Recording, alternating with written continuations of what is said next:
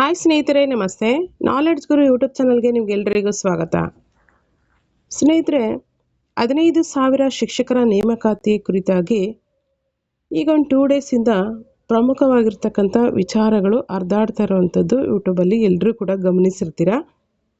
ಹಾಗೆ 15,000 ಶಿಕ್ಷಕರ ನೇಮಕಾತಿಗೆ ಕುರಿತಾಗಿ ಈಗಾಗಲೇ ಏನಾಗಿದೆ ಅಂತಂದರೆ, ಒಂದು ಡ್ರಾಫ್ಟ್ C&R ಬಂದಿದೆ. ಆ ಡ್ರಾಫ್ಟ್ C&R ನಾವು ಈಗಾಗಲೇ ಗಮನಿಸಿದ್ದೀವಿ. ಎಷ್ಟರಲ್ಲಿ? 14/7/2026 ಅಂದರೆ ಲಾಸ್ಟ್ ಮಂತ್ ಜುಲೈ 14ನೇ ತಾರೀಕು ಡ್ರಾಫ್ಟ್ C&R ಬಂದಿತ್ತು.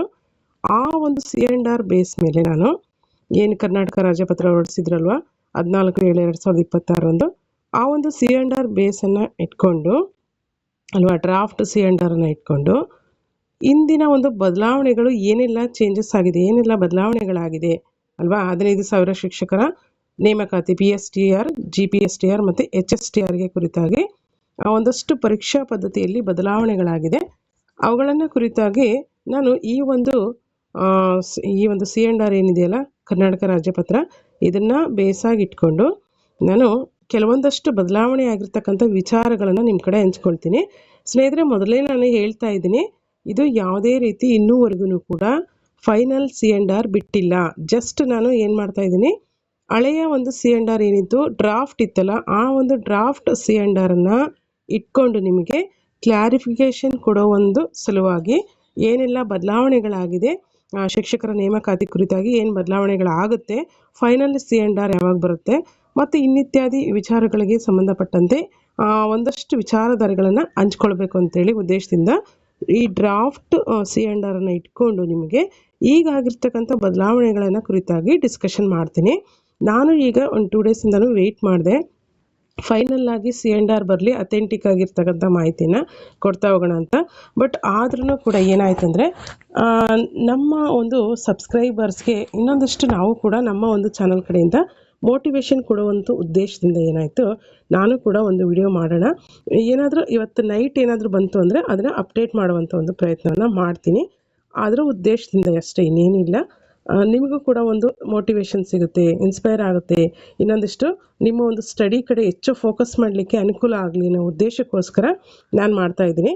ಈಗ ಬಲ್ಲ ಮೂಲಗಳಿಂದ ಒಂದಷ್ಟು ಮಾಹಿತಿಗಳು ಅಧಿಕೃತವಾಗಿ ಬರ್ತದೆ ಅಂಥೇಳಿ ಅಲ್ವಾ, ಒಂದಷ್ಟು ಏನಂದರೆ ಅಕಾಡೆಮಿ ಹಾಗೆ ಒಂದು ಸಂಘಟನೆಗಳ ಮುಖಾಂತರ ಅವರೆಲ್ಲರ ಹೋರಾಟದ ಪರಿಶ್ರಮದ ಫಲವಾಗಿ ಈಗೇನು ಬೇರೆ ಬೇರೆ ಇಲಾಖೆಗಳಲ್ಲಿ ನೇಮಕಾತಿಗಳಾಗ್ತಾ ಇದೆ, ಅವಕ್ಕೆಲ್ಲ ಮೂಲ ಕಾರಣ ಈ ಹೋರಾಟಗಳು.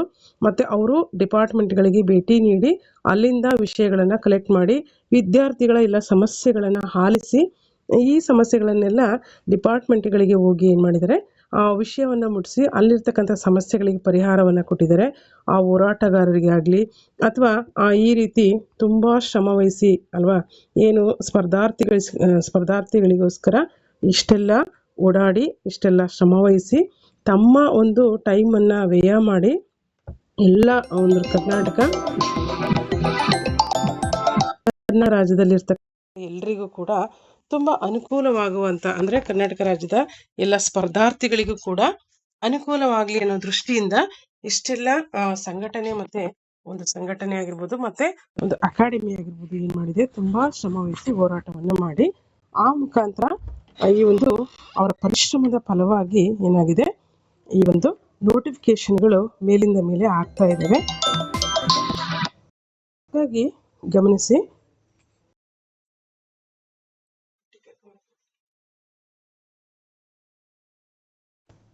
ಹೀಗೆ ನಮಗೆ ಮುಖ್ಯವಾಗಿ ಈ ಒಂದು ಅಂಶಕ್ಕೆ ಸಂಬಂಧಪಟ್ಟಂತೆ ನಾವು ನೋಡೋದಾದರೆ, ಇವರೆಲ್ಲರ ಶ್ರಮದ ಫಲವಾಗಿ ನಮಗೆ ಈ ನೋಟಿಫಿಕೇಶನ್ಗಳೇನಾಗ್ತಿದೆ, ಹಾಗಾಗಿ ಇವುಗಳಿಗೆ ಸಂಬಂಧಪಟ್ಟಂತೆ ಒಂದಷ್ಟು ಬದಲಾವಣೆಗಳಾಗ್ತಿದೆ.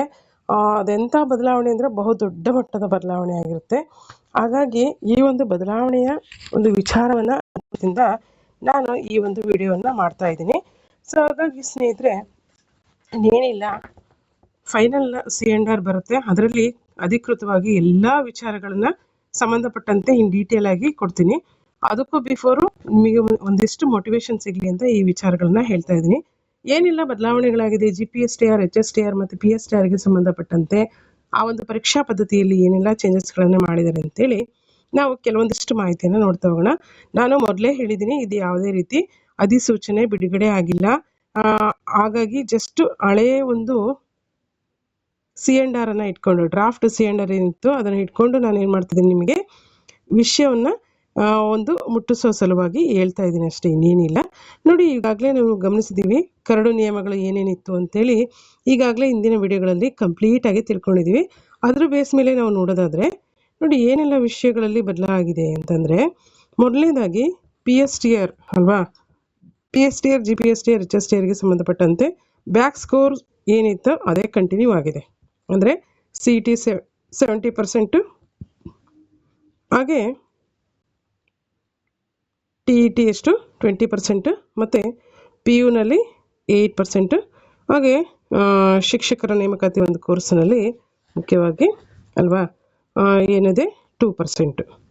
ಹೀಗೆ CET 70%, ಟೆಟ್ಟಲ್ಲಿ 20%, PUCನಲ್ಲಿ ಪಡೆದಂಥ ಅಂಕಗಳಲ್ಲಿ 8% ತಗೊತಾರೆ. ಹಾಗೆ DEDಲ್ಲಿ ಎಷ್ಟು 2%, ಟೋಟಲಿ 100%ಗೆ ಇದನ್ನು ಇದು ಮಾಡ್ತಿದ್ದಾರೆ. ಏನು ಇದರಲ್ಲಿ ವೇಟೇಜಲ್ಲಿ ಯಾವುದೇ ರೀತಿ ಬದಲಾವಣೆಗಳಾಗಿಲ್ಲ. ಇದು PSTRಗೆ ಸಂಬಂಧಪಟ್ಟಂತೆ ಗಮನಿಸೋದಾದರೆ. ಅದೇ ರೀತಿಯಾಗಿ GPSTRನಲ್ಲೂ ಅಷ್ಟೇ, GPSTRನಲ್ಲೂ ಕೂಡ ಯಾವುದೇ ರೀತಿ ಬದಲಾವಣೆಗಳಿಗೆ ಒಳಪಟ್ಟಿಲ್ಲ. ಅದು ಕೂಡ ಇದೇ ರೀತಿಯಾಗಿ ಇದೆ. ಅಂದರೆ BPED, BEd ಅಲ್ವಾ ಆಗಿರ್ತಕ್ಕಂಥ ಈ ಒಂದು ಆಸ್ಪಿರೆಂಟ್ಸ್ಗೂ ಕೂಡ ಸೇಮ್ ಚೇಂಜಸ್ ಏನಿಲ್ಲ. ಆ್ಯಸ್ ಯೂಶುವಲ್ಲು 70% CET ಅಲ್ವಾ, 70% CET ಇದೆ, 20% TET ಇದೆ, 10%ಅಲ್ಲಿ ಅವರ ಒಂದು BA BEd ಮಾರ್ಕ್ಸನ್ನು ಕನ್ಸಿಡರ್ ಮಾಡ್ತಾಯಿದ್ರೆ ಟೋಟಲಾಗಿ ವೇಟೇಜನ್ನು ಈ ಒಂದು 100%ಗೆ ಇಳಿಸಿ ಈ ರೀತಿ ಕೌಂಟನ್ನು ಮಾಡಿದ್ದಾರೆ. HSTRಲ್ಲೂ ಸೇಮು ಏನಿದೆ, ಏನು CNR ಬಂದಿತ್ತಲ್ವ 80%, 85%ಗೆ 80% ಮಾಡಲಿಕ್ಕೆ ತುಂಬಾ ಹೋರಾಟಗಳಾಯಿತು. ಬಟ್ ಇಲ್ಲಿ ಏನಾಯಿತು, CET 85 ಆಯಿತು. ಅದರಲ್ಲಿ ನೋಡಿ ಡಿಗ್ರಿ 13%, ಮತ್ತು BEdನಲ್ಲಿ 2% ತೆಗೆದುಕೊಳ್ತಾರೆ. ಟೋಟಲಾಗಿ ಎಷ್ಟು 100 ಮಾರ್ಕ್ಸಿಗೆ ವೇಟೇಜನ್ನು HSTRನಲ್ಲಿ ಇಟ್ಟಿದ್ದಾರೆ, ಪ್ರೌಢಶಾಲಾ ಶಿಕ್ಷಕರ ನೇಮಕಾತಿಗೆ. ಇವೆಲ್ಲ ಏನು ಬದಲಾವಣೆಗಳಾಗಿಲ್ಲ ಸ್ನೇಹಿತರೆ. ಇದರಲ್ಲಿ BPEd ಮಾಡಿರೋರಿಗೆ, BEd ಮಾಡಿರೋರಿಗೆ ಯಾರಿಗೂ ಕೂಡ ಏನು ಚೇಂಜಸ್ ಆಗಿಲ್ಲ.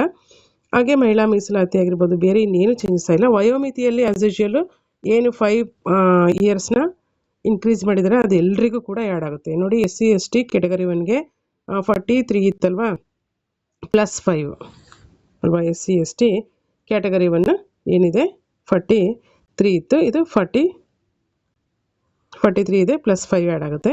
ಹಾಗೆ ವರ್ಗ 2A 2B, ವರ್ಗ 3A 3B 41 ವರ್ಷ ಇದೆ, ಅದಕ್ಕೆ +5 ಆ್ಯಡ್ ಆಗುತ್ತೆ, 46 ವರ್ಷಗಳು. ಹಾಗೆ ಇತರೆ ವರ್ಗದವರಿಗೆ 38 ವರ್ಷ ಇದೆ, +5. ಎಲ್ಲರಿಗೂ ಕೂಡ 5 ವರ್ಷ ವಯೋಮಿತಿ ಸಡಿಲಿಕೆ ಆಗಿರ್ತಕ್ಕಂಥದ್ದು ಕಾಮನ್ ಆಗಿದೆ. ಇದು ಕೂಡ ಎಂಥ ಬದಲಾವಣೆ ಏನೂ ಆಗಿಬರೋದಿಲ್ಲ. ಇದರಲ್ಲಿ ಏನಂತ ಚೇಂಜಸ್ ಆಗುತ್ತಪ್ಪ ಅಂತಂದರೆ, ಮುಖ್ಯವಾಗಿ ಈಗ PSTR, GPSTR, HSTRನಲ್ಲಿ ಡಿಸ್ಕ್ರಿಪ್ಟಿವ್ ಇತ್ತು ಅಲ್ವಾ. ಡಿಸ್ಕ್ರಿಪ್ಟಿವ್ ಮಾದರಿಯಲ್ಲಿ ನೀವು ಪರೀಕ್ಷೆಯನ್ನು ಬರೀಬೇಕು. ಹಾಗೆ ಅದ್ರ ಜೊತೆಯಲ್ಲಿ ನಮಗೆ ಮುಖ್ಯವಾಗಿ ಏನು ಹೇಳಿದರು ಅಂತಂದರೆ, 3 ಪೇಪರ್ಗಳನ್ನು ಕೊಡ್ತಾರೆ. ಕ್ವಶನ್ ಪ್ಯಾಟರ್ನಲ್ಲಿ ಮುಖ್ಯವಾಗಿ 3 ಪೇಪರ್ಗಳಿರುತ್ತೆ ಅಂತೇಳಿ ಕೊಟ್ಟಿದ್ದರು. ಆ 3 ಪೇಪರ್ಗಳಲ್ಲಿ ಈಗ ಬದಲಾಗಿರ್ತಕ್ಕಂಥ ಒಂದು ಬಹುದೊಡ್ಡ ಬದಲಾವಣೆ ಆಗಿರ್ತಕ್ಕಂಥ ವಿಚಾರ ಏನಪ್ಪ ಅಂತಂದರೆ, ಕಾಮನ್ಲಿ ಎಲ್ರಿಗೂ ಕೂಡ ಸಾಮಾನ್ಯ ಪತ್ರಿಕೆ ಕಾಮನ್ ಆಗಿರುತ್ತೆ. GPSTR ಆಗಿರ್ಬೋದು, HSTR ಆಗಿರ್ಬೋದು ಅಲ್ವಾ, ಹಾಗೆ PST ಆಗಿರ್ಬೋದು, ಇವರೆಲ್ರಿಗೂ ಕೂಡ ಕಾಮನ್ ಆಗಿ ಏನಿದೆ ಈ ಒಂದು ಪೇಪರ್ಗಳು ಇರುತ್ತೆ. ಬಟ್ ಇಲ್ಲಿ ಪೇಪರ್ 1 ಸಾಮಾನ್ಯ ಜ್ಞಾನ, ಮನೋವಿಜ್ಞಾನ, ಮಾನಸಿಕ ಸಾಮರ್ಥ್ಯ, ಭಾಷೆಗಳು, ಮೌಲ್ಯ ಶಿಕ್ಷಣ, ಆರೋಗ್ಯ ಶಿಕ್ಷಣ, ಗಣಕಯಂತ್ರ ಇವೆಲ್ಲ ಕೂಡ ಪೇಪರ್ 1ನಲ್ಲಿ ಕಾಮನ್ ಆಗಿದೆ. PSTR ಪೇಪರ್ 2ನಲ್ಲಿ ಬಂದುಬಿಟ್ಟು ಏನು ಡಿಸ್ಕ್ರಿಪ್ಟಿವ್ ಮಾದರಿಯಲ್ಲಿ ಪೇಪರ್ 2 ಮತ್ತು ಪೇಪರ್ 3 ಇರುತ್ತೆ ಅಂದ್ರಲ್ಲ, ಅವುಗಳನ್ನು ತೆಗೆದುಹಾಕಿ ಕಾಮನ್ ಆಗಿ ಪೇಪರ್ 2 ಅವರವರ ಒಂದು ಸಬ್ಜೆಕ್ಟಿಗೆ ಸಂಬಂಧಪಟ್ಟಂಥ ನಿರ್ದಿಷ್ಟ ಪತ್ರಿಕೆ ಅಷ್ಟೇ ಇರ್ತದೆ. ಈ ಒಂದು 3ನೇ ಪೇಪರನ್ನು ಪೇಪರ್ 1ನಲ್ಲಿ ಆ್ಯಡ್ ಮಾಡುವಂಥ ಸಾಧ್ಯತೆಗಳಿರುತ್ತೆ ಅಲ್ವಾ. ಹಾಗಾಗಿ ನಾವು ಗಮನಿಸೋಣ, ನಿರ್ದಿಷ್ಟ ಪತ್ರಿಕೆ paper 2 100 marks, paper 1 100 marks GK, ಹಾಗೆ ಪೇಪರ್ 2 ಬಂದುಬಿಟ್ಟು 100 ಮಾರ್ಕ್ಸು. ಟೋಟಲಾಗಿ 200 ಮಾರ್ಕ್ಸಿಗೆ ಈ ಒಂದು PSTR, GPSTR ಮತ್ತು HSTR 3 ಪರೀಕ್ಷೆಗಳನ್ನು ನಡೆಯುವಂಥ ಒಂದು ಎಲ್ಲ ಸಾಧ್ಯತೆಗಳಿದೆ ಅಂತ ಹೇಳಿದ್ದಾರೆ. ಇದು ಎಲ್ಲ ಶಿಕ್ಷಕರಿಗೂ ಸೇಮ್ ಇರುತ್ತೆ. ಹಿಂದೆ ಏನು ಹಳೆಯ ಒಂದು ಡ್ರಾಫ್ಟಲ್ಲಿ ಏನಿದೆ, ದೈಹಿಕ ಶಿಕ್ಷಕರಿಗಾಗಿರ್ಬೋದು, PSTR ಆಗಿರ್ಬೋದು, HSTRಗಾಗಿರ್ಬೋದು, ಎಲ್ರಿಗೂ ಕೂಡ ಏನು 3 ಪೇಪರ್ ಅಂತ ಕೊಟ್ಟಿದ್ರು. ಅದರಲ್ಲಿ 2 ಮತ್ತು 3ನೇ ಪೇಪರ್ ಡಿಸ್ಕ್ರಿಪ್ಟಿವ್ ಇತ್ತು. ಅದು ಬದಲಾವಣೆಯಾಗಿ ಬರ್ತದೆ ಅಂತೇಳಿ ಆ ಒಂದು ಮೂಲಗಳಿಂದ ತಿಳಿದು ಬಂದಿದೆ. ಹಾಗಾಗಿ ಈ ವಿಷಯವನ್ನು ಹಂಚ್ಕೊಳ್ಳೋದ್ರ ಮುಖಾಂತರ ಇನ್ನು ಸ್ಪರ್ಧಾರ್ಥಿಗಳಲ್ಲಿ ಓದುವಂತಹ ಒಂದು ಸ್ಫೂರ್ತಿಯನ್ನು ಹೆಚ್ಚಾಗಲಿ ಅನ್ನೋ ಉದ್ದೇಶಕ್ಕೋಸ್ಕರ ನಾನೇನು ಮಾಡಿದೆ, ಈ ವಿಡಿಯೋವನ್ನು ಮಾಡುವಂಥ ಒಂದು ಸಂದರ್ಭ ಬಂತು. ನಾನು ಕೂಡ ತುಂಬ ವೆಯ್ಟ್ ಮಾಡಿದೆ, ಫೈನಲ್ C&R ಬರಲಿ, ಫೈನಲ್ ಆಗಿ ಅಥೆಂಟಿಕ್ ಆಗಿರ್ತಕ್ಕಂಥ ವಿಷಯಗಳನ್ನು ಹೇಳೋಣ ಅಂತ. ಆದರೂ ಕೂಡ ಹೇಳ್ತಕ್ಕಂಥದ್ದು ನಮ್ಮ ಒಂದು ಕರ್ತವ್ಯ ಆಗಿರುತ್ತೆ ಅಷ್ಟೇ. ಫೈನಲ್ ಆಗಿ ಏನು ಬರುತ್ತೆ ಅದನ್ನು ಅಪ್ಡೇಟನ್ನು ಮಾಡ್ತಾ ಹೋಗ್ತೀನಿ. ನೋಡಿ, ಪದವೀಧರ ಶಿಕ್ಷಕರಿಗೂ ಕೂಡ ಅಷ್ಟೇ, ನಾನು ಹೇಳಿದ್ನಲ್ಲ 68 GPSTRಗೆ ಸಾಮಾನ್ಯ ಕನ್ನಡ, ಸಾಮಾನ್ಯ ಇಂಗ್ಲೀಷು, ಸಾಮಾನ್ಯ ಜ್ಞಾನ, ಪ್ರಚಲಿತ ವಿದ್ಯಮಾನಗಳು, ಶೈಕ್ಷಣಿಕ ಮನೋಜ್ಞಾನ ಮತ್ತು ಮಾನವ ಅಭಿವೃದ್ಧಿ ಕೊಟ್ಟಿದ್ದಾರೆ ವಿಶೇಷವಾಗಿ ಈ ಸಲ. ಮತ್ತು ಮೌಲ್ಯ ಶಿಕ್ಷಣ, ಆರೋಗ್ಯ ಶಿಕ್ಷಣ ಮತ್ತು ಗಣಕಯಂತ್ರ, ಇವಿಷ್ಟು ಪೇಪರ್ 1ನಲ್ಲಿ ಬರುತ್ತೆ. ಇದು ಕೂಡ 100 ಮಾರ್ಕ್ಸ್ ಸಿಗುತ್ತೆ. ಹಾಗೆ ಪೇಪರ್ 2ನಲ್ಲಿ ಕೂಡ ಸೇಮ್ ಅವರವರ ಒಂದು ಮೆಥಡ್ ಪೇಪರ್ ಏನಿರುತ್ತೆ, ಐಚ್ಛಿಕ ಪತ್ರಿಕೆ, ಅವರವರ ಐಚ್ಛಿಕ ಪತ್ರಿಕೆಗಳು ಪೇಪರ್ 2ನಲ್ಲೂ ಕೂಡ ಏನಾಗುತ್ತೆ 100 ಮಾರ್ಕ್ಸಿಗೆ ಇರುತ್ತೆ. 100 ಮಾರ್ಕ್ಸಿಗೆ ಪೇಪರ್ 2 ಇರುತ್ತೆ, 100 ಮಾರ್ಕ್ಸಿಗೆ ಪೇಪರ್ 1 ಇರುತ್ತೆ. ಟೋಟಲ್ ಆಗಿ 200 ಮಾರ್ಕ್ಸಿಗೆ 2 ಪೇಪರ್ಗಳಿರುತ್ತೆ ಅಂತ ಹೇಳ್ತಿದ್ದಾರೆ. ಇದು GPSTR, PSTR ಮತ್ತು HSTR 3ಕ್ಕೂ ಕೂಡ ಅನ್ವಯ ಆಗುತ್ತೆ ಅಂತ ಹೇಳ್ತಾ ಇದ್ದಾರೆ. ಯಾವುದಕ್ಕೂ ಕೂಡ ಚೇಂಜಸ್ ಇಲ್ಲ. ಎಲ್ಲ ಶಿಕ್ಷಕರಲ್ಲೂ ಏನು ಪರೀಕ್ಷೆಗಳನ್ನು ಹೇಳ್ತೀವಿ ಅಂತ ಹೇಳಿದರೆ ಈ ರೀತಿ ಎಲ್ರಿಗೂ ಕೂಡ ಇದು ಅಪ್ಲೈಡ್ ಆಗುತ್ತೆ. ಆರ್ಟ್ಸ್ ಆಗಿರ್ಬೋದು, ಸೈನ್ಸ್ ಆಗಿರ್ಬೋದು ಅಲ್ವಾ, ಇಂಗ್ಲೀಷ್ ಆಗಿರ್ಬೋದು, ಎಲ್ಲ ಶಿಕ್ಷಕರಿಗೂ ಕೂಡ ಇದು ಅಪ್ಲೈಡ್ ಆಗುತ್ತೆ ಅಂತ ಹೇಳ್ತಾ ಇದ್ದಾರೆ. ಇದಿಷ್ಟು ಸ್ನೇಹಿತರೆ ಬಹು ಮುಖ್ಯವಾಗಿ ನಿಮಗೆ ಹೇಳ್ಬೇಕಾಗಿರ್ತಕ್ಕಂಥ ವಿಚಾರ ಆಯಿತು. ಇನ್ನೊಂದು ವಿಚಾರ ಏನಪ್ಪ ಅಂದರೆ, ತುಂಬ ಇಂಪಾರ್ಟೆಂಟ್ ಆಗಿರ್ತಕ್ಕಂಥ ಇನ್ನೊಂದು ವಿಚಾರ ಅಂದರೆ, ಇಲ್ಲಿ CAC ಸೆಲ್ ಅಂದರೆ ಕೇಂದ್ರೀಕೃತ ಆಡಳಿತ ಘಟಕ ಏನಿದೆ, ಅದೇ ಕೂಡ ಈ ಒಂದು ಪರೀಕ್ಷೆಗಳನ್ನೆಲ್ಲ ಏನು ಮಾಡ್ತಾ ಇದೆ, ಎಲ್ಲ ಒಂದು ಪ್ರೊಸೆಸನ್ನು ಮಾಡ್ತಾ ಇರೋದ್ರಿಂದ ನಾವು ಮುಂದಿನ ಒಂದು ಏನು ನೆಕ್ಸ್ಟ್ ಲೆವೆಲಲ್ಲಿ ಏನೆಲ್ಲ ಫೈನಲ್ ಆಗಿ ಬರ್ತದೆ, ಏನು ಅಪ್ಡೇಟನ್ನು ಕೊಡ್ತಾರೆ ಅಂತೇಳಿ ನಾವು ಗಮನಿಸಬೇಕಾಗುತ್ತೆ. ಕೇಂದ್ರೀಕೃತ ಆಡಳಿತ ಘಟಕ ಏನು ಮಾಡುತ್ತೆ, ಇವುಗಳನ್ನೆಲ್ಲ ಪ್ರೋಸೆಸ್ಸನ್ನು ಮಾಡ್ತಾ ಇರೋದನ್ನು ನಾವು ಇಲ್ಲಿ ಗಮನಿಸ್ತಾ ಇದ್ದೀವಿ. ಹಾಗೆ ಸಂಗೀತ ಶಿಕ್ಷಕರಾಗಿರ್ಬೋದು, ಹಿಂದಿ ಶಿಕ್ಷಕರಾಗಿರ್ಬೋದು ಅಲ್ವಾ, ಇಲ್ಲೆಲ್ಲೂ ಕೂಡ ಮೆನ್ಷನ್ ಆಗಿಲ್ಲ. ಇಂದಿನ ಒಂದು ಯಾವುದರಲ್ಲಿ ಡ್ರಾಫ್ಟಲ್ಲಿ ಸಂಗೀತ ಶಿಕ್ಷಕರಾಗಿರ್ಬೋದು, ಹಾಗೆ ಹಿಂದಿ ಶಿಕ್ಷಕರಾಗಿರ್ಬೋದು, ಮ್ಯಾಥ್ಸ್ ಟೀಚರ್ಸ್ ಆಗಿರ್ಬೋದು, ಮ್ಯಾಥ್ಸ್ ಮತ್ತು ಮರಾಠಿ ಲ್ಯಾಂಗ್ವೇಜ್ ಶಿಕ್ಷಕರಾಗಿರ್ಬೋದು, ಇವರ ಯಾವ ಒಂದು ವೇಕೆನ್ಸಿನ ಇಲ್ಲೆಲ್ಲೂ ತೋರಿಸಿಲ್ಲ. ಸೊ ಹಾಗಾಗಿ ಇವುಗಳು ಹಾಗೆ ಪೆಂಡಿಂಗಲ್ಲಿದೆ. ನೆಕ್ಸ್ಟ್ ಒಂದು ನೋಡಬೇಕು, ನೆಕ್ಸ್ಟ್ ಏನಾದರೂ ಕರೀತಾರ ಅಂತ ಗೊತ್ತಿಲ್ಲ. ಹಾಗಾಗಿ ಇವುಗಳು ಯಾವ ಕೂಡ ಇನ್ನೂ ಅಧಿಕೃತವಾಗಿ ಕರಿತೀವಿ ಅಥವಾ ಕನ್ಫರ್ಮ್ ಮಾಡ್ತೀವಿ ಅಂತ ಎಲ್ಲೂ ಕೂಡ ಹೇಳಿಲ್ಲ. ಹಾಗಾಗಿ ಇವುಗಳಿಗೆ ವೆಯ್ಟ್ ಮಾಡಬೇಕಾಗತ್ತೆ. ನೆಕ್ಸ್ಟ್ ನೋಡಿ, ಫೈನಲ್ C&R ಬರೋವರೆಗೂ ಇಲ್ಲಿ ಹೇಳಿರ್ತಕ್ಕಂಥ ಮಾಹಿತಿ ಏನಾಗಿರುತ್ತೆ, ಟೆಂಟೇಟಿವ್ ಆಗಿರುತ್ತೆ, ತಾತ್ಕಾಲಿಕವಾಗಿರುತ್ತೆ. ಬಟ್ ಏನಪ್ಪ ಅಂತಂದರೆ ಒಂದಷ್ಟು ಕೂದಲೆಳೆಯುವಷ್ಟು ಏನು ವೇರಿಯೇಷನ್ ಆಗ್ಬೋದು. ಹಾಗಾಗಿ ನಾವು ಬಂದಿರತಕ್ಕಂಥ ಮೂಲಗಳಿಂದ ಬಂದಿರತಕ್ಕಂಥ ಮಾಹಿತಿಯನ್ನು ಹಂಚ್ಕೊಳ್ಳುವಂಥ ಒಂದು ಪ್ರಯತ್ನವನ್ನು ಮಾಡಿದ್ದೀವಿ. ಆದರೂ ವೆಯ್ಟ್ ಮಾಡಬೇಕಾಗುತ್ತೆ. ಫೈನಲ್ C&R ಬಂದಮೇಲೆ ನಮಗೆ ನೋಡಿ ಅಧಿಕೃತವಾಗಿ 2022ರಲ್ಲಿ ಏನು ನಮಗೆ GPSTR ಬಂದಿತ್ತಲ್ವ, ಆ GPSTR ಒಂದು ಸಿಲೆಬಸ್ನಲ್ಲಿ ಏನು ಬಿಟ್ಟಿದ್ರು, ಕ್ವಶನ್ ಪೇಪರ್ ಪ್ಯಾಟರ್ನ್ ಬಿಟ್ಟಿದ್ರು ಅಲ್ವಾ. ಕ್ವಶನ್ ಪೇಪರ್ ಪ್ಯಾಟರ್ನನ್ನು 2022ರ ಒಂದು GPSTR ಪೇಪರಲ್ಲಿ ಬಿಟ್ಟಿದ್ರು. ಹೆಂಗಿರುತ್ತೆ ಕ್ವಶನ್ ಪೇಪರ್ ಪ್ಯಾಟರ್ನ್ ಅಂತ, ಅದೇ ರೀತಿ ಈಗಲೂ ಕೂಡ ಪೇಪರ್ 1 ಮತ್ತು ಪೇಪರ್ 2ಗೆ ಕ್ವಶನ್ ಪೇಪರ್ ಪ್ಯಾಟರ್ನ್ ಯಾವ ರೀತಿ ಇರುತ್ತೆ ಅಂತೇಳಿ ಬಿಡ್ತೀವಿ ಅಂತ ಹೇಳಿದಾರಂತೆ. ಹಾಗೇನಾದರೂ ಬಿಟ್ಟರೆ ನಮಗೆ ತುಂಬ ಯೂಸ್ಫುಲ್ ಆಗುತ್ತೆ. ಅದನ್ನು ಇನ್ ಡೀಟೇಲಾಗಿ ನಾವು ನೋಡ್ಕೊಳ್ಬೋದಾಗುತ್ತೆ. ಹೆಂಗಿರುತ್ತೆ 200 ಮಾರ್ಕ್ಸಿಗೆ ಹೆಂಗಿರುತ್ತೆ ಪೇಪರು ಅಂತೇಳಿ ನಾವೊಂದು ಮಾದರಿ ಆಗಿರ್ತಕ್ಕಂಥ ಮಾಡೆಲ್ ಪೇಪರನ್ನು ನಾವು ಗಮನಿಸ್ಬೋದು. ಆಗ ಏನಾಗುತ್ತೆ, ಎಲ್ಲ ಡೌಟ್ಸ್ಗಳು ಕ್ಲಿಯರ್ ಆಗುತ್ತೆ. ಅಲ್ಲಿವರೆಗೂ ನಾವು ತಾಳ್ಮೆಯಿಂದ ಇಲ್ಲಿವರೆಗೂ ವೆಯ್ಟ್ ಮಾಡಬೇಕಾಗುತ್ತೆ. ಸ್ಟಡಿ ಕಡೆ ಹೆಚ್ಚಿನ ಒಂದು ಫೋಕಸನ್ನು ಮಾಡಬೇಕಾಗುತ್ತೆ. ತುಂಬ ಶಾರ್ಟ್ ಆಗಿರೋದ್ರಿಂದ ಟೈಮು, ನಾವು ಹೆಚ್ಚಿನ ಟೈಮನ್ನು ಸ್ಟಡಿ ಕಡೆ ಗಮನ ಮಾಡಬೇಕು. ಅದರ ಜೊತೆಯಲ್ಲಿ ಪೇಪರ್ 1 ಮತ್ತು ಪೇಪರ್ 2ಗೆ ಸಂಬಂಧಪಟ್ಟಂತೆ ಏನೆಲ್ಲ ಓದ್ಕೊಂಡಿದ್ದೀವಿ ಅದಕ್ಕೆ ಇನ್ನೊಂದಷ್ಟು ರಿವಿಷನನ್ನು ಮಾಡೋದಕ್ಕೆ ಆರಂಭ ಮಾಡಬೇಕು. ಹಾಗೆ 1 ಇಯರ್ CPED ಮಾಡಿದವ್ರಿಗೂ ಕೂಡ ಅವಕಾಶ ಸಿಕ್ಕಿದೆ. 1 ಇಯರ್ ಯಾರು CPED ಏನು ಮಾಡ್ಕೊಂಡಿದ್ರಲ್ಲ, CPED ಮಾಡಿದವ್ರಿಗೂ ಕೂಡ ಅವಕಾಶ ಕೊಡಲಾಗಿದೆ.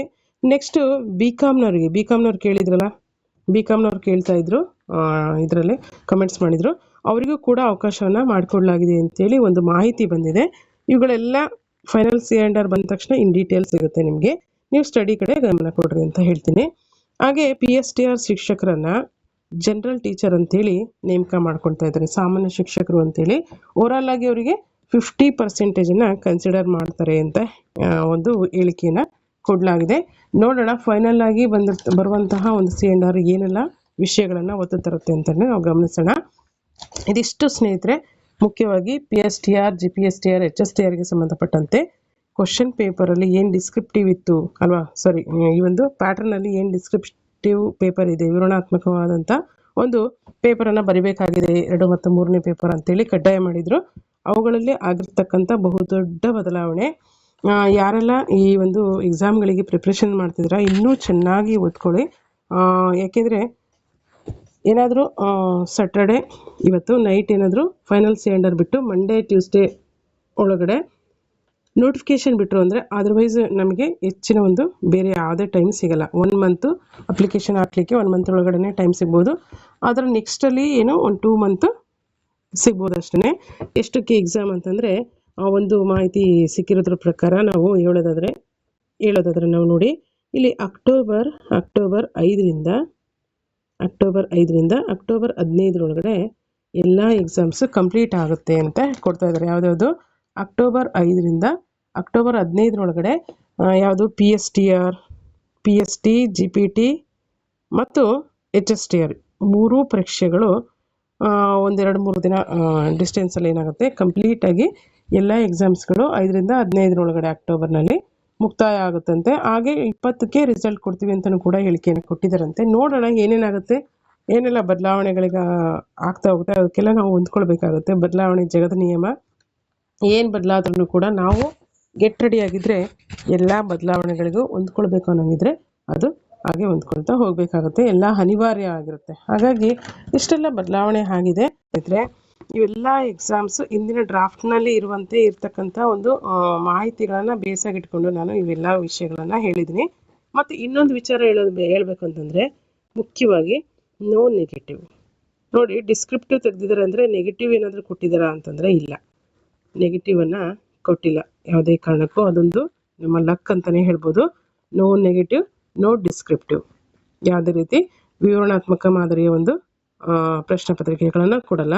ಹಾಗೆ ನೆಗೆಟಿವ್ ಕೂಡ ಇಲ್ಲ ಅಲ್ವಾ, ಋಣಾತ್ಮಕ ಅಂಕಗಳು ಕೂಡ ಇಲ್ಲ. ಹಾಗಾಗಿ ವಯೋಮಿತಿಯನ್ನು ಸಡಿಲಿಕೆ ಮಾಡಿದ್ದಾರೆ ಅಂತ ಹೇಳಿದ್ವಿ. ಏನೇನು ಸಡಿಲಿಕೆ ಆಗಿದೆ ಎಷ್ಟೆಷ್ಟು ಅಂತೇಳಿ ಫೈನಲ್ ಆಗಿ ನಾವು ಡಿಸ್ಕಷನ್ ಮಾಡ್ತಾ ಹೋಗೋಣ. ಫೈನಲ್ C&R ಬಂದಮೇಲೆ ಒಟ್ಟಾರೆ GPSTRನಲ್ಲಿ ನೋಡಿ, GPSTRನಲ್ಲಿ ಲಾಸ್ಟಿಂದನೂ ಈಗೇನು 3-4 ಪರಿ ಕರೆದಿದ್ದಾರೆ, ಎಲ್ಲೂ ಕೂಡ ಕನ್ನಡ ಪೋಸ್ಟನ್ನು ಕಾಲ್ಫರ್ ಮಾಡಿಲ್ಲ ಅಲ್ವಾ, ಕನ್ನಡ ಪೋಸ್ಟು ಕಾಲ್ಫರ್ ಆಗಿಲ್ಲ. ಈಗಲೂ ಕೂಡ ಕನ್ನಡ ಪೋಸ್ಟನ್ನು ಕಾಲ್ಫರ್ ಮಾಡ್ತಾ ಇಲ್ಲ. ಹಾಗೆ ಏನು ಎಸೋಷಿಯಲ್ ಸೈನ್ಸು, ಇಂಗ್ಲೀಷು, ಸೋಷಿಯಲ್ ಸೈನ್ಸ್ ಇತ್ತು, ಇವರಿಗೆ ಮಾತ್ರ ಕಾಲ್ಫರ್ ಮಾಡ್ತಾ ಇರ್ತಕ್ಕಂಥದ್ದು. ಹಾಗೆ ಏನೇ ಅಂದ್ರೂ ಪ್ರಮುಖವಾಗಿರ್ತಕ್ಕಂಥ ವಿಚಾರ ಏನಪ್ಪ ಅಂದರೆ ಕರ್ನಾಟಕ ರಾಜ್ಯದಲ್ಲಿ ನಿರುದ್ಯೋಗವನ್ನು ಹೊತ್ತಂಥ ಯುವಕರು ಅಥವಾ ಸಮಾಜ ಸೇವೆಯನ್ನು ಮಾಡ್ತಕ್ಕಂಥ ಯೂತ್ಸ್ ಏನು ಮಾಡ್ತಿದ್ದಾರೆ, ಒಂದಷ್ಟು ಭೇಟಿ ನೀಡಿ ಸ್ಟ್ರೈಕ್ಗಳನ್ನು ಮಾಡಿ ಹಾಗೆ ಒಂದಷ್ಟು ವಿದ್ಯಾರ್ಥಿಗಳ ಸಮಸ್ಯೆಗಳನ್ನು ಆಲಿಸಿ ಅಲ್ವಾ, ನಿರುದ್ಯೋಗಿಗಳು ಅನ್ನೋದಕ್ಕಿಂತ ಸಮಾಜ ಸೇವಕರು ಅಥವಾ ವಿದ್ಯಾರ್ಥಿಗಳ ಪಾಲಿಗೆ ದೇವರು ಅಂತಲೇ ಹೇಳ್ಬೋದು ಅವ್ರನ್ನೆಲ್ಲ. ಅವರೆಲ್ಲರ ಒಂದು ಪರಿಶ್ರಮದ ಫಲವಾಗಿ ಕರ್ನಾಟಕ ರಾಜ್ಯದಲ್ಲಿ ನೇಮಕಾತಿಗಳ ಪರ್ವ ಆರಂಭ ಆಗಿದೆ. ಎಲ್ಲರೂ ಕೂಡ ಶ್ರಮ ವಹಿಸಿ ಮಾಡಿರೋದ್ರಿಂದ ಈ ಒಂದು ನೇಮಕಾತಿ ಮಾಡೋದಕ್ಕೆ ಕರ್ನಾಟಕ ಸರ್ಕಾರ ಮುಂದಾಗಿದೆ. ಹಾಗಾಗಿ ಇವರೆಲ್ಲರಿಗೆ ಈ ಒಂದು ವಾಹಿನಿ ಮುಖಾಂತರ ನಾವೇನು ಮಾಡೋಣ, ಧನ್ಯವಾದಗಳನ್ನು ತಿಳಿಸೋಣ. ಹಾಗೆ ಇವರ ಒಂದು ಪರಿಶ್ರಮದ ಫಲವೇ ನೇಮಕಾತಿಯ ಪರ್ವ ಅಂತಲೂ ಕೂಡ ನಾವು ಹೇಳ್ಬೋದು. ಇವರೆಲ್ಲರಿಗೂ ಕೂಡ ಏನು ಎಲೆಮರೆ ಕಾಯ್ತರ ಏನು ಸೇವೆಗಳನ್ನು ಮಾಡ್ತಾ ಆಸ್ಪಿರೆಂಟ್ಸ್ಗೋಸ್ಕರ ಅವರ ಸಮಸ್ಯೆಗಳನ್ನು ಬಗೆಹರಿಸುವುದಕ್ಕೋಸ್ಕರ ಡಿಪಾರ್ಟ್ಮೆಂಟ್ಗಳಿಗೆ ಭೇಟಿ ನೀಡಿ ಅಥವಾ ಹೋರಾಟಗಳನ್ನು ಮಾಡಿ ಇನ್ನಿತರ ಬೇರೆ ಬೇರೆ ಸಮಸ್ಯೆಗಳನ್ನು ಡಿಪಾರ್ಟ್ಮೆಂಟ್ಗೆ ಮುಟ್ಟಿಸೋದ್ರ ಮುಖಾಂತರ ನಮಗೆಲ್ಲರಿಗೂ ಕೂಡ ಏನಾಗಿದೆ, ಈ ಒಂದು ನೇಮಕಾತಿಗಳು ಆರಂಭ ಆಗೋದಕ್ಕೆ ಮುಖ್ಯ ಕಾರಣ ಆಗಿದೆ. ಹಾಗಾಗಿ ಅವರೆಲ್ಲರಿಗೂ ಥ್ಯಾಂಕ್ ಯು ಅಂತ ಹೇಳ್ತಾ ನಮ್ಮೆಲ್ಲರ ಪರವಾಗಿ ಈ ಒಂದು ವಿಡಿಯೋನ ಎಂಡ್ ಮಾಡ್ತಾಯಿದ್ದೀನಿ. ಫೈನಲ್ ಅಪ್ಡೇಟ್ ಬಂದ ತಕ್ಷಣ ಏನು ಮಾಡ್ತೀನಿ, ನಿಮಗೆ ವಿಚಾರವನ್ನು ಅಪ್ಡೇಟ್ ಮಾಡಿಕೊಡ್ತಾ ಹೋಗ್ತೀನಿ. ಇಲ್ಲಿವರೆಗೂ ಈ ಒಂದು ವಿಡಿಯೋವನ್ನು ವಾಚ್ ಮಾಡಿದಂಥ ಎಲ್ರಿಗೂ ಕೂಡ ತುಂಬ ತುಂಬ ಧನ್ಯವಾದ. ನಾಲೆಡ್ಜ್ ಗುರು ಯೂಟ್ಯೂಬ್ ಚಾನಲ್ನ ಯಾರು ಸಬ್ಸ್ಕ್ರೈಬ್ ಆಗದೆ ನೋಡ್ತಾ ಇದ್ದೀರಾ, ದಯವಿಟ್ಟು ಸಬ್ಸ್ಕ್ರೈಬ್ ಆಗಿ ಮತ್ತು ಬೆಲ್ಲೈಕನ್ ಪ್ರೆಸ್ ಮಾಡೋ ಮುಖಾಂತರ ನಾನಂತ ಅಪ್ಡೇಟೆಡ್ ವಿಡಿಯೋಗೆ ನೋಟಿಫೈ ಆಗಿರಿ. ಹಾಗೆ ಇನ್ನೊಂದಷ್ಟು ಇನ್ಫಾರ್ಮೇಟಿವ್ ವಿಡಿಯೋಗಾಗಿ ನಮ್ಮ ಜೊತೆ ವಾಟ್ಸಪ್ ಆರು ಟೆಲಿಗ್ರಾಮ್ ಗ್ರೂಪ್ ಜೊತೆ ಲಿಂಕಲ್ಲಿರಿ. ಅದೇ ರೀತಿ ಈ ವಿಡಿಯೋಗೊಂದು ಲೈಕ್ ಕೊಡಿ, ಶೇರ್ ಮಾಡಿ, ಕಮೆಂಟ್ಸ್ ಮಾಡಿ. ಏನೇ ಒಂದು ಮಾಹಿತಿಯನ್ನು ನಾವು ಕೊಡ್ತೀವಿ, ಹಂಚ್ಕೊಳ್ತೀವಿ ಅಂತಂದರೆ ಅದಕ್ಕೆ ನಮ್ಮದೇ ಆಗಿರ್ತಕ್ಕಂಥ ಟೈಮ್ ಕಿಲ್ ಆಗಿರುತ್ತೆ. ಸೊ ಹಾಗಾಗಿ ಆ ಟೈಮಿಗೋಸ್ಕರನಾದರೂ ಒಂದು ವ್ಯಾಲ್ಯೂ ಕೊಟ್ಟು ವಿಡಿಯೋಗೊಂದು ಲೈಕ್ ಕೊಡಿ, ಶೇರ್ ಮಾಡಿ, ಮತ್ತು ಹೀಗೆ ಮೋಟಿವೇಶನ್ ಮಾಡಿಕೊಂಡು ಈ ಒಂದು ವಿಡಿಯೋಗಳಿಂದ ನಿಮ್ಮ ಸ್ಟಡಿಯನ್ನು ಹೆಚ್ಚು ಫೋಕಸ್ ಮಾಡಿ ಅಂತ ಹೇಳ್ತಾ ಈ ಒಂದು ವಿಡಿಯೋನ ಇಲ್ಲಿಗೆ ಎಂಡ್ ಮಾಡ್ತಾ ಇದ್ದೀನಿ. ಎಲ್ರಿಗೂ ಕೂಡ ಧನ್ಯವಾದ. ಜೈ ಹಿಂದ್, ಜೈ ಕರ್ನಾಟಕ ಮಾತೆ.